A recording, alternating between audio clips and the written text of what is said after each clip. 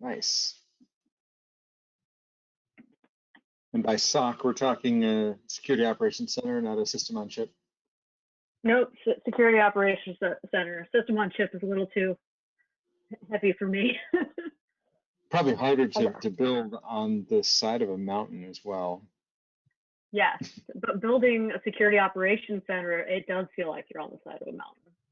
I have no doubt. I'm looking forward to hearing it. So unicorn collecting, that last thing, I want to hear more about that for a second, then I'll let you take it away. You I have all the unicorns, like this one. Nice. Yeah, it's just I am of the age that My Little Ponies were all the rage, and so I've always had unicorns. Yep. So is that what drew you to GrimmCon? Because it was hosted by Bryson? Bryson. Yeah, actually, in some ways, that's part of the reason I heard about it.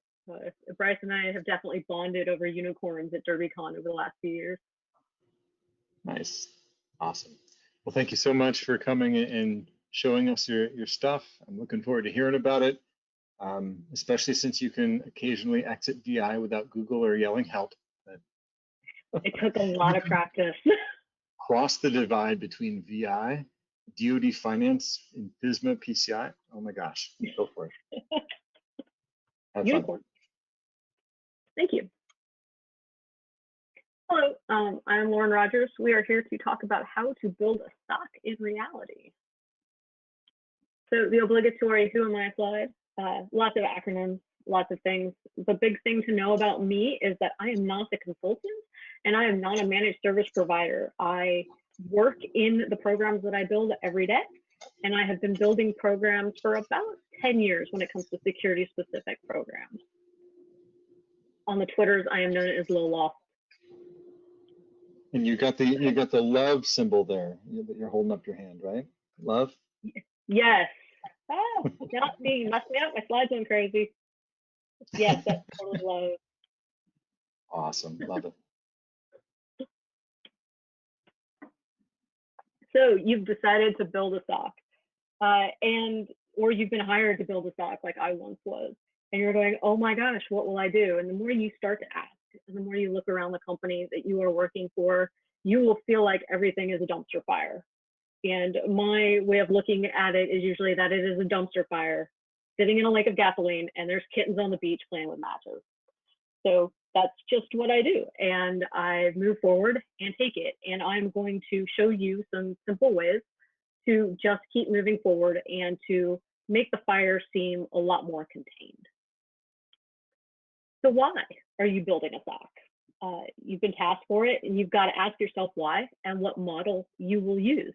There's a lot of models to choose from, whether it's in-sourced or outsourced, or if you will do a hybrid model. So you do some in-sourcing and some outsourcing. There are a lot of people who will tell you a lot of things, and everybody will tell you what to do and the best way to build a SOC. There is no best way. So when you're feeling overwhelmed, you just stop and you breathe and you start doing your research, or you hide under the blanket. Like, that's actually one of my queries. That's my old one. So when you build a SOC, you go and you Google. The first thing you do, right? You go and Google how to build a SOC. Believe it or not, there's a lot out there. There are a lot of articles that will tell you what to do. These are some of them. These were recent when I built these slides. I forgot to check them this week, but they're all current companies, so they should still be recent. I believe, yeah, one of them was updated to be AT&T. It used to be Alien Vault. MITRE, the top one, is probably your best how to build a SOC, but it's not a blog post. It's a book. It's a couple hundred pages, and it lives in a very perfect world. All of these live in a perfect world. Everybody knows exactly what their environment is. They have a complete inventory. They've got all the perfect things, and they live in a vacuum. I've never lived in that world. Everything I've done has been built from the ground up, usually kicking and screaming and dragging other people with me. So as you go looking at these resources, remember, they're a framework. Take them with a grain of salt and just keep moving forward, knowing that you know what is best for the business that you are in. There's also some books. There aren't a lot of books. When I first got into this, there weren't any books that I knew of, at least. These are listed, these These are not listed in any particular order other than this is the order in which I read them. So it's probably their order of publication. Designing and Building Security Operations Center is the very first book I picked up. I actually read it on my phone because I didn't want anybody to know that I had this physical copy of a book when I was first starting out and first building my program. Crafting the InfoSec playbook will help you just understand how to build playbooks and understand what you need to run through an investigation. Security Operations Center, Building and Operating Maintaining Your SOC is a great book, but it's Cisco Press. So just know that when you're looking at it, if you are not using Cisco technology, it may not all apply. But networking gear is networking gear, server gear is server gear. So a lot of the concepts in this book do apply. And the last book that I reference and I give to all of my newest analysts is the Defensive Security Handbook. It's a great book for people who are starting out. It is not SOC specific, but it'll give you a lot of tools and tips that will help somebody who is just starting in a SOC.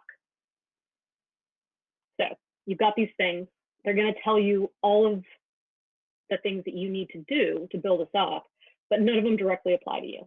I'm going to give you the 5 things that I think are the most important takeaways from each of those articles and books. Number 1 is have a mission. Those blog posts especially will give you this big grandiose, I need to have a world-class SOC, it needs to be in the best of all the things. I'm going to say don't do that to yourself, but do have a mission. Think small, think about what you will do, what your company will do, and how will it work for you. Things to think about for a mission is, what do we do? Who do we serve? And how do we do it? When you are building a SOC, there's all these different models you need to think about. And the best thing to do is to think about what is the overall goal of the SOC. What does the business want to achieve? What does your CIO or your CISO want to achieve?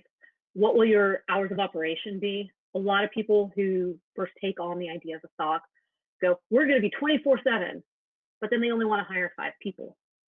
If you want to be 24/7, you need at least 11 people, and those people will be burned out. They won't have time for training, and there will be a lot of difficulties figuring out when just to take vacation. So then there's also the 9 to 5, which is 5 days a week.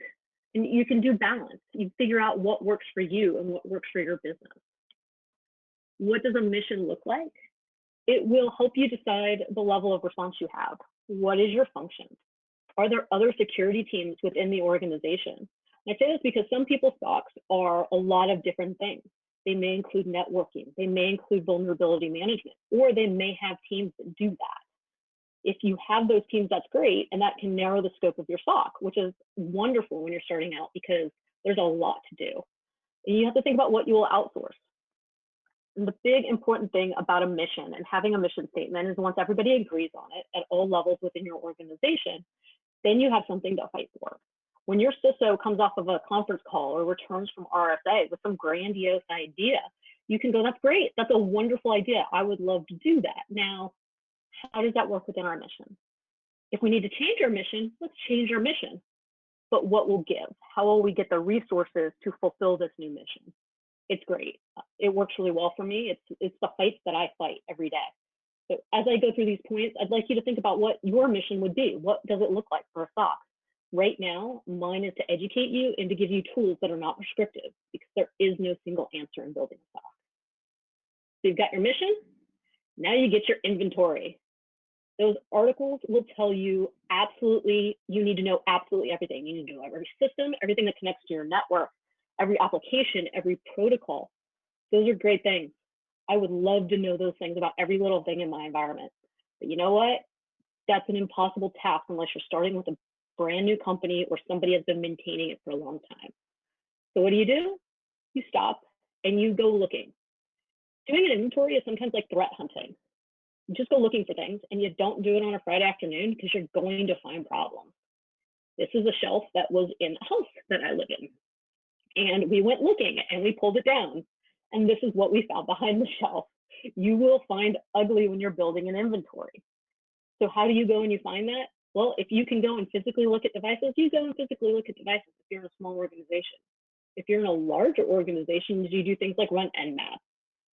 I love a tool that's fairly new called rumble.run. It's from HD Moore. It's fairly inexpensive, and there might even be a free version now. It's Nmap on steroids. It will help you build your inventory and tell you a lot about the systems on your network. Then work also with the other teams, your desktop teams and your server teams. Maybe they have a SCCM or hypervisor reports through VMware or what other virtualization they may be using. Maybe they'll give you access to Azure or AWS so you can look at the different devices that they have running, the different servers. That's great if they do. And you just take that and you start making lists. I refer to them often as lists of doom. There's also network maps if you've got them.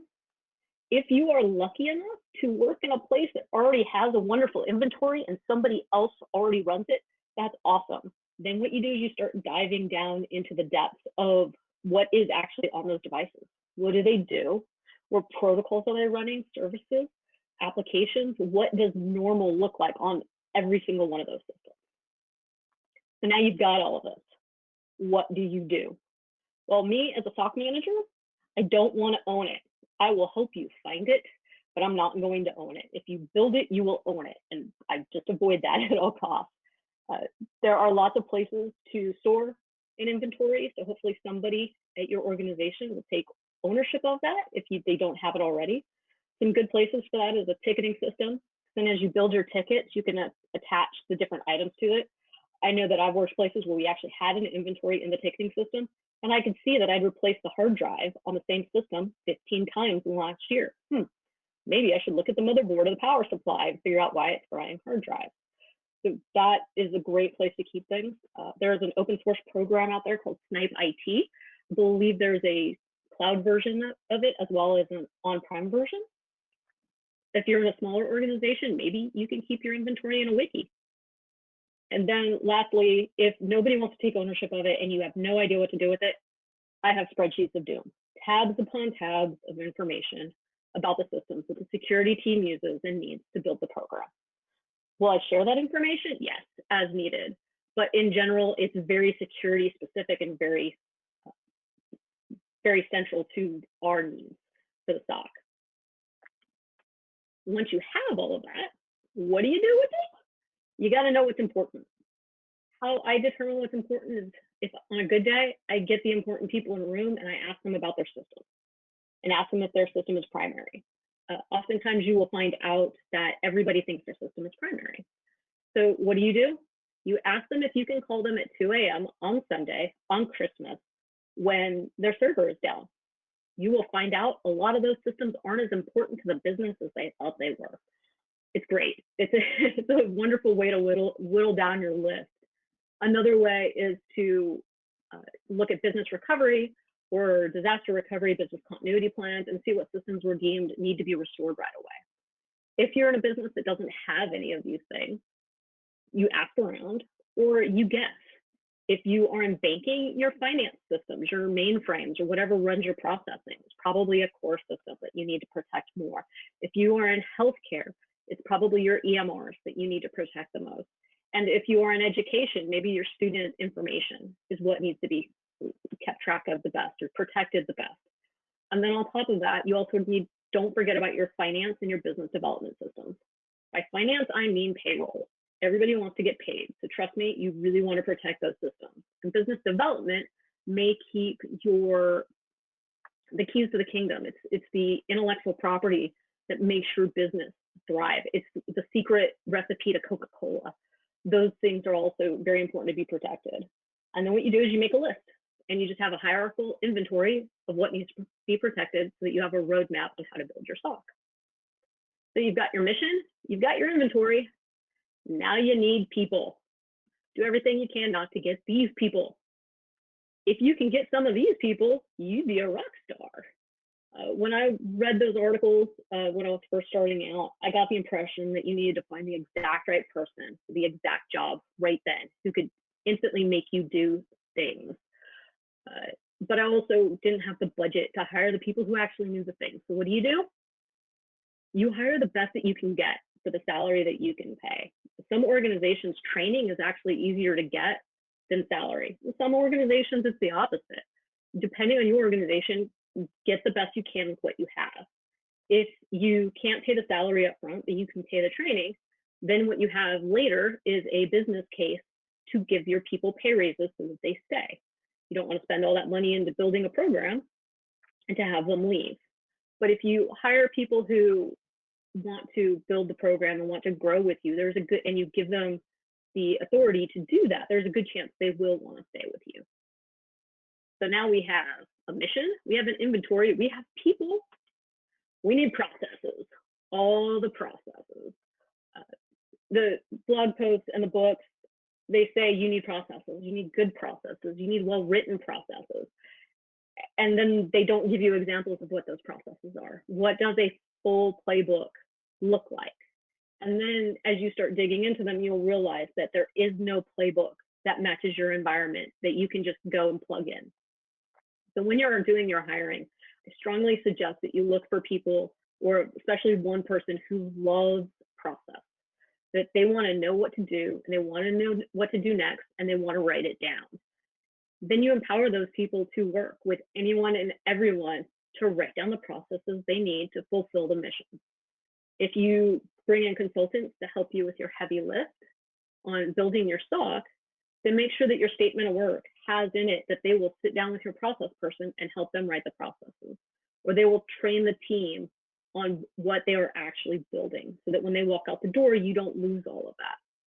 If you have it in your statement of work that they will deliver processes and then you just wait for it when the close of the engagement occurs and they just hand you a stack, I guarantee you it will not necessarily fit your current program, and it very well may look like pretty much exactly what they gave the last program. The thing about processes is that they build slowly.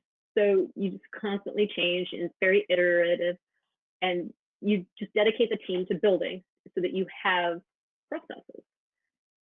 I drive my team nuts because I like to point out, if you can't do something over and over again the same way, it's not really a process and it's not repeatable. And most importantly, you write it down. I like to use the analogy of, if you think it's an easy process and that anybody should be able to do it, can we hand it to somebody on the help desk? If we can hand it up to somebody on the help desk because they want to be cross-trained, or they want to move up, or we're overwhelmed and we need somebody to triage, that's a good process. If you can't hand your tier 1 processes to somebody on the help desk, is it a good process? Are your analysts or your team members using the processes that you've written and constantly so that they're providing feedback? One of the good ways to do this is to have your processes in a wiki, because then people can add notes and can update things as they go. And you can see who's adding to the processes, and if something gets removed and it accidentally and it shouldn't have been, it can be put back and easily tracked. Now, tools. This is the part where we could talk all day. So we have a mission, we have people, we have an inventory, we have processes. How do we put it all together? We put it all together with tools. The big thing to think about with all of the different tools that you need in building a SOC is, how will you manage them? Will they be open source or commercial? Will they be in-house or cloud? If they're open source, can you manage them? Elk, some people, I love it when people tell me that Elk is free. Yes, technically Elk is free, but do you have the processing to run Elk? Do you have the development resources to build the processes out to make it do the things that you need to do? Or are there other tools out there, other SIMs, like Splunk or ArcSight? Do they work better for you? Will they help you in ways that, yes, you'll pay more money for them out the door, but will they have things that are built out of the box for you that will make you able to work? The most important thing about your tools in a SOC is that you have regular reevaluation of what you're doing. If a tool is not working for you, can you try something else? Or can you try it differently? Can you get you training on it? So important tools, knowledge management is one of them. Knowledge management isn't just your processes, but it's also your friendly intelligence. It's your security information based on that inventory, or the weird IP that you keep seeing over and over again, but it's really Dan Kaminsky scanning the internet. So you just need to have these things documented somewhere so that your team can see them. Some good knowledge management tools that are out there are MediaWiki, Confluence. I've seen people use OneNote and WordPress. SharePoint could be used, in Google Docs. Oftentimes, the knowledge management tool is based on what is available within the organization. If you're a Google organization, you'll probably find a Google tool that works for you because it's already paid for. If you're a Microsoft Office 365, you very well may use a SharePoint tool if it works for you. The important thing about knowledge management is to be aware of access management. Who can get into it and who can make changes? Who can see what you guys are doing? Some of it doesn't matter if the whole world sees the processes for the SOC. There may be things listed in there that you don't want the whole world to know. The great thing about knowledge management tools is that they are fairly inexpensive if you're not going into the really big ones, or if you're using what's already available. So then if something fails or the model of it doesn't work, such as OneNote, because everybody's writing on the same page, you can try another one, try something different. Ticketing systems. Every IT team, every technology team needs some sort of ticketing system. You don't want email. It's not scalable. And then that really important thing will get sent to somebody who's on vacation. And then they won't see it for 4 days until after they get back from vacation. And they'll assume that somebody else saw it and it'll be missed for 2 whole weeks. So you definitely want a ticketing system. I like using the same ticketing system as the IT team because then you can pass info around. But just like knowledge management, you want your ticketing system to have some sort of access control. You want to be able to, if you have a major incident, you want to make sure that people can't just go nosing around and figuring out what went wrong. You also don't want to be giving away information to the accounting. Maybe they're trying to figure out how not to get caught embezzling money or something crazy. You don't want them to be able to see where the gaps may be in your system and the new places that you need to find monitoring for. So just keep that in mind when you're looking at ticketing systems, is that you can keep other people out of them. In some ways, that may just be a SOC specific ticketing system that you have to manually, or hopefully using an API, send tickets to another IT ticketing system. That works too. Log management. This is where I spend my days. This is where I know that I'm weird, because I like looking at logs and figuring out what the data I have says and what it can do. For most SOCs, this is your bread and butter in a lot of ways. Find a tool that works for the mission, but most importantly, can help you grow towards the overlasting vision of the company. I really suggest you get something that helps you automate the pain. I once saw somebody using Sumo Logic, and I don't know a lot about Sumo Logic myself, but when I asked them to look up logs, they went and opened a folder for a day and just showed me this massive list. It didn't seem that there was any alerts in it. It didn't really do anything automatically for them. They had to know what they were looking for. When I'm looking for log management, I'm looking for something that can alert me, based on the information I give it, I can build alerts that will tell me, hey, this thing just happened flying through the air that you probably want to go look at. And that's what's really important to me in a log management system. Also, your log management system should have enough space to hold the data that your analysts need to answer questions. A lot of being an analyst is hypothesizing and then going looking for the answer to your question, figuring out what it is you need to know.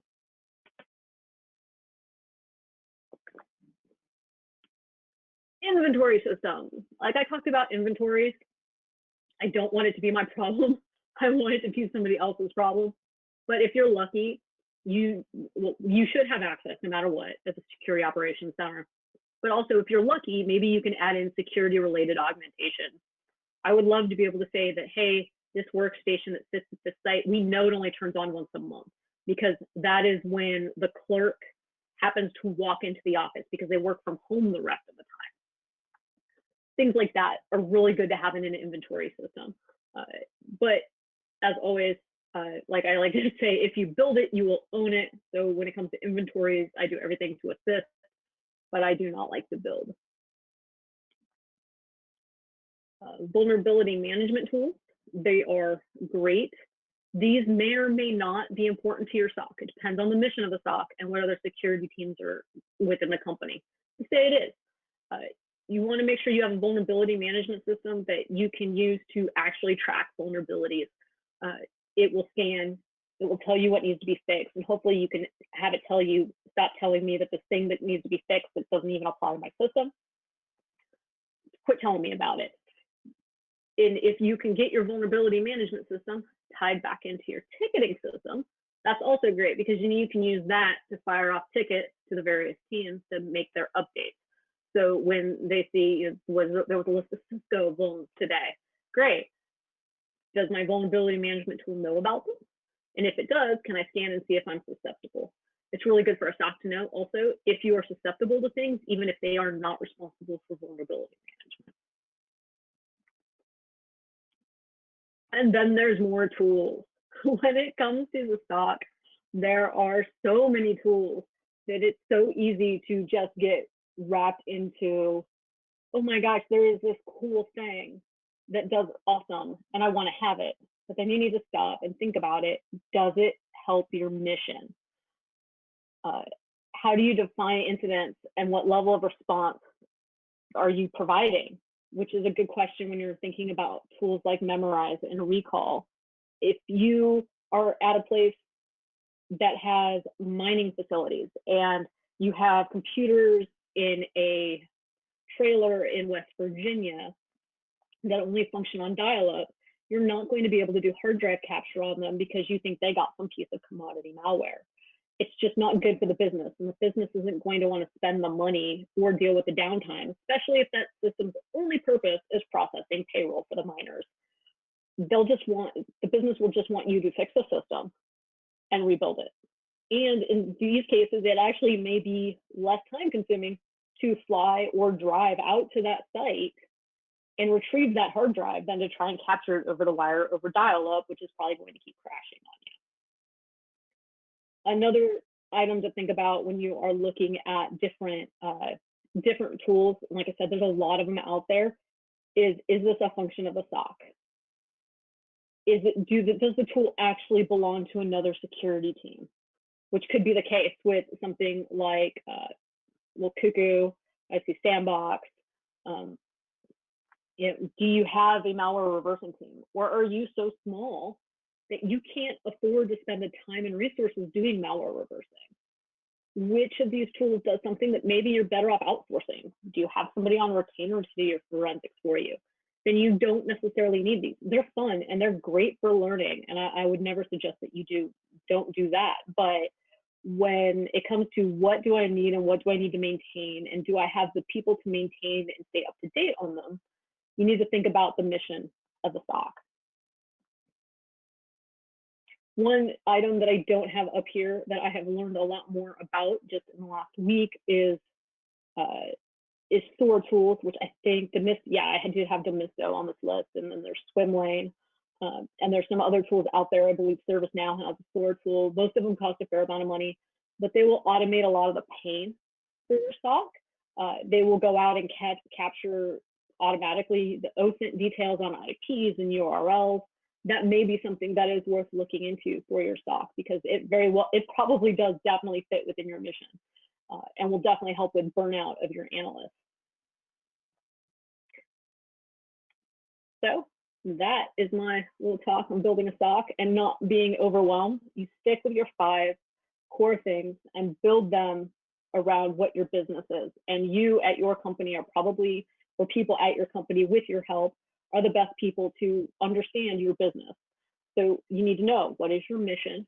What is your inventory? Find your people, build your processes, and find tools to support them. Thank you. That's all I have. Excellent. Thank you, Lauren. Let's see, there's a comment from Edward Jones. Will these slides be available later? And then Coach John Stoner saying, these are the best slides, exclamation point. Much like that.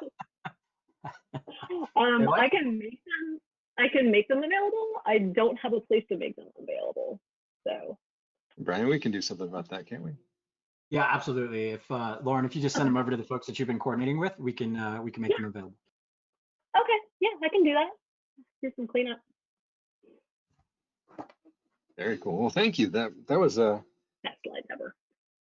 That took a very scary process and brought it into real world terms. I liked it a lot. Yeah. when we take on really big projects like creating a SOC, there's always the knowns that are scary, and then there's the unknowns that should scare us even more. So you being able to lay it out with some experience and some real world ideas of here are really the things you need to keep focused on. A lot of the other things may be just distractions. Here are the things you got to go with. It's really helpful. Yeah, it can be definitely be overwhelming. The first time I built a program, I kind of fell into it, and then I've more and more. And this time I was specifically hired a number of years ago now to build programs and build monitoring programs. And yes, at first it was crazy. Now I'm kind of like, I've just got things to do every single day. So when you got dragged into creating your first SOC, how much of that slide that had all the tools on it, how much of that did you already know? Did you know many of those tools? Was that No, I come from mostly a desktop background and some servers, definitely Windows. So I didn't know a lot about automation. I had an idea about some of the forensic tools because that's a personal area that I really enjoy. But I mostly knew about how to look at systems and what is normal on a computer.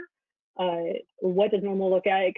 One of my most frustrating things for me when I was just doing general IT work and administrative work was when there would be a problem and somebody would go digging through logs and be like, oh, here's the problem. And I'd roll back to that exact same timestamp a week before, 2 weeks before, 30 days before, and be like, no, that's been going on for months and this problem's been around for 2 days.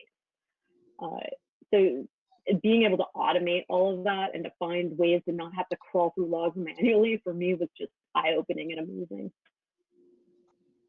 very cool? Yeah, you listed in your bio that you can make sense of logs, and then that is such a skill. I was talking to somebody doing police forensics, not digital, like real original world, Holly, what's her name from NCIS. And they said that if they had the level of detail, the amount of forensic evidence that we people in computers start off with, that their life would be so much easier. I think what I heard from you is it's actually too much information, and the ability to weed through that information that's so valuable that makes these tools come together. Is that a fair assessment? Yes, it really is. And you're trying really hard not to. It's really easy to want to just take in all the data and all the logs. And I'm glad when I run into a point where I'm like, no, we need to start removing some and what's not important and what doesn't provide value during an investigation. So in a SOC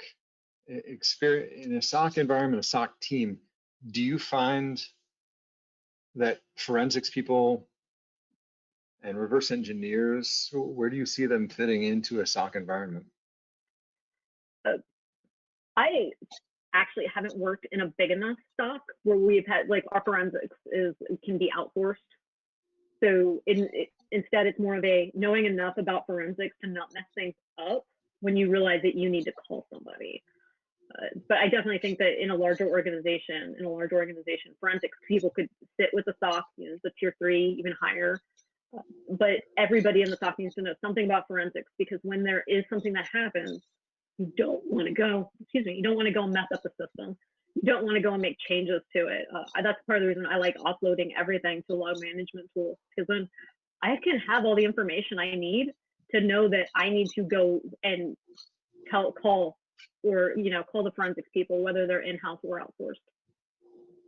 Actually, I'm guessing, and I'm probably going to make a lot of big company security people upset about this, but I'm guessing that your point about knowing who to call and being able to outsource those responsibilities, it may scale and be the best option for a lot of things.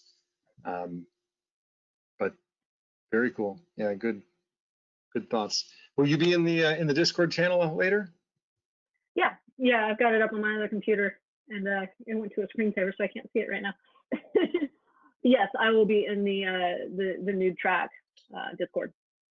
Excellent. Well, thank you so much for sharing your experience, your insights. It has been very informative. Thank you.